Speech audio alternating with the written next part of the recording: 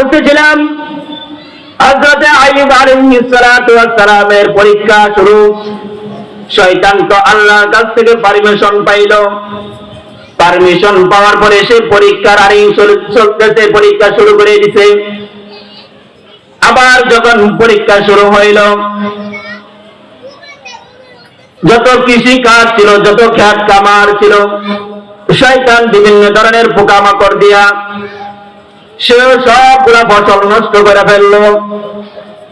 তখন তার যখন রাষ্ট্রীয় ক্ষমতায় ছিলেন হযরত আইয়ুব, তখন তার অধীনস্থরা তাকে ডাক দিয়ে বলেন, নবী আইয়ুব, আমাদের সকল সম্পত্তি, সকল কৃষিকাজ, সকল কৃষি সম্পত্তি নষ্ট হয়ে গেছে, এখন আমরা খাবো কি, চলবো কিভাবে?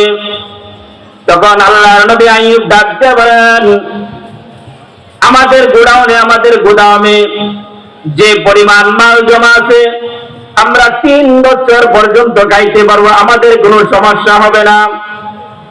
এই কথাটা আবার শয়তান শুনলো। শয়তান শোনার পরে সেই গোদামের ভিতরে শয়তান আবার আগুন লাগাইয়া দিল। আগুন লাগাইয়া 3 বছরের সমস্ত খাবার পয়রা সরকার কইরা দিল। তখন হযরতে আইয়ুব আলাইহিস সালাতু ওয়াস সালামের অধীনস্থরা আবার আয়েশা বলল, ওগো আল্লাহর নবী আইয়ুব, এখন আমাদের গোদামের মাল, এখন আমাদের গোডাউনের মাল সবগুলা পয়রা সরকার হয়ে গেছে।